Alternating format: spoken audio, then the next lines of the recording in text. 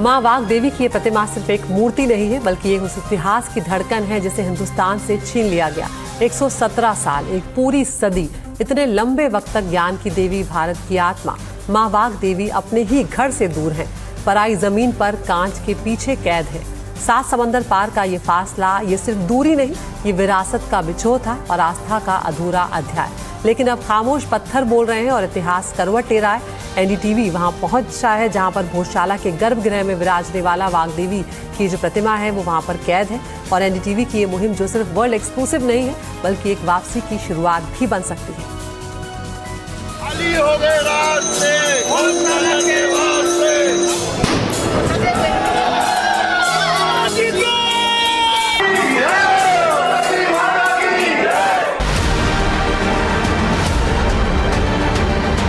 भारत के मध्य प्रदेश के धार से लेकर के यहाँ सीधे लंदन से मैं आपको एक एक्सक्लूसिव रिपोर्ट ला रही हूँ।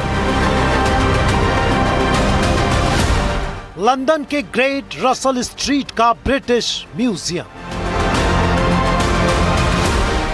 लंदन से धार की हवाई दूरी है 7,350 किलोमीटर। धार के भोजशाला मंदिर के अंदर जहां किसी जमाने में वाग देवी की प्रतिमा स्थापित थी, उसी मां वाग देवी की प्रतिमा को एनडीटीवी ने ढूंढ निकाला है। लंदन के ग्रेट रसल स्ट्रीट के ब्रिटिश म्यूजियम में आज भी वो प्रतिमा विराजमान है।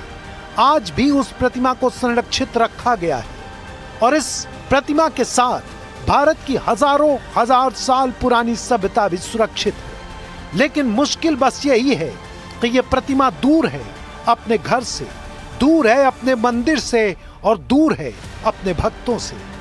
ये है भोजशाला की वाग देवी प्रतिमा, जो धार की नहीं बल्कि पूरे भारत की मानी जाती है, ज्ञान की देवी। भारत के मध्य प्रदेश के धार से लेकर के यहाँ सीधे लंदन से मैं आपको एक एक्सक्लूसिव रिपोर्ट ला रही हूँ। एनडीटीवी की टीम यहाँ लंदन के एक म्यूजियम में पहुँच गई है, जहाँ पर मैंने वाग देवी जो वहाँ की एक स्टैचू थी, एक प्रतिमा थी, उसकी ओरिजिनल मैंने यहाँ पर देखा है और आपको एनडीटीवी ये फोटोग्राफ्स ला रहे हैं इस म्यूज़ियम से, जहाँ पे ओरिजिनल जो सबसे पुरानी और 11th सेंचुरी की जो स्टैचू है वाग देवी की, वो यहाँ पे रखी गई है। लंदन के इसी म्यूजियम के अंदर वाग देवी की जो प्रतिमा रखी हुई है, उसके बारे में एनडीटीवी के हाथ एक्सक्लूसिव जानकारी लगी है, जिसके मुताबिक इस प्रतिमा की ऊंचाई से लेकर वजन तक का खुलासा हुआ है। वाग देवी की प्रतिमा की ऊंचाई तकरीबन 4 फीट है। जहां तक वजन का सवाल है तो यह प्रतिमा करीब 250 किलो की बताई जाती है। इस प्रतिमा में सफेद रंग के संगमरमर का इस्तेमाल किया गया है और इसकी नक्काशी 11वीं सदी के उस दौर को जिंदा करती है जब राजा भोज ने इसे भोजशाला में स्थापित किया था। राजा भोज का दौर बीतने के बाद फिर आया आक्रमण का दौर, जब भारत की पुण्य भूमि पर आक्रांताओं के हमले हुए और सन 1305 में अलाउद्दीन खिलजी की सेना ने हिंदुस्तान के मंदिरों को मलबे में तब्दील करने का दौर शुरू किया। देखते ही देखते देश की विरासत बदलने लगी, मूर्तियां खंडित होने लगी और वाग देवी का इतिहास दब गया खामोशी में। सन 1857 में जब अंग्रेजों ने भारत में पहला कदम रखा तो वाग देवी की यह मूर्ति दोबारा उनकी नजरों में चढ़ गई। लेकिन इस बार मिलना और लंदन पहुंचने की स्क्रिप्ट भी साथ में लिखी जाने लगी। सन 1880 में एक अंग्रेज अधिकारी वाग देवी की इसी मूर्ति को अपने साथ लंदन ले गया और तब से यह प्रतिमा भारत से हजारों किलोमीटर दूर एक म्यूजियम की शोकेस बनकर रह गई है। इंडिया से भी मौजूद हैं।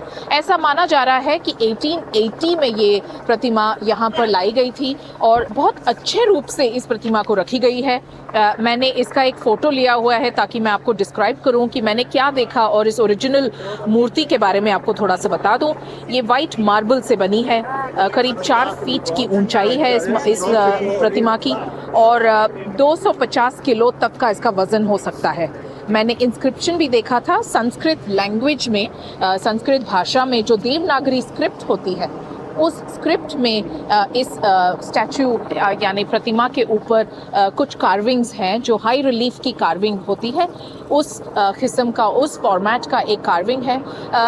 वाक देवी जो है माना जाता है हिंदू पुराणों से कि ये सरस्वती देवी की एक सरस्वती देवी के कई नाम होते हैं और वाक देवी उनका एक नाम है।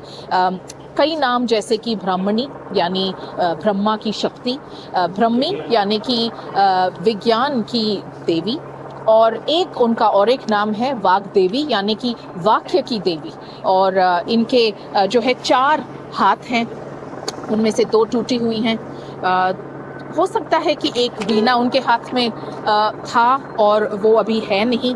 और इस मूर्ति में मैंने ये भी देखा कि इंस्क्रिप्शन के अलावा देवनागरी की जो टेक्स्ट और स्क्रिप्ट होती है उसके अलावा इनके 2 जो हाथ बचे हैं उनके 2 हाथों में एक प्लांट जैसा कुछ मैंने देखा।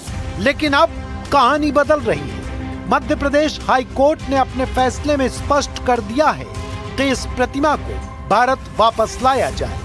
एनडीटीवी की मुहिम के दौरान हमने मध्य प्रदेश के मुख्यमंत्री मोहन यादव से यही सवाल किया, तो उन्होंने क्या कहा, आइए सुनते हैं। ये अतीत के काम में 1200 से ज्यादा हमारे प्रतिमाएं विदेशों में थी अलग अलग प्रकार की, और भारत सरकार के माध्यम से वो कई सारी हमारे पास वापस लौटी है।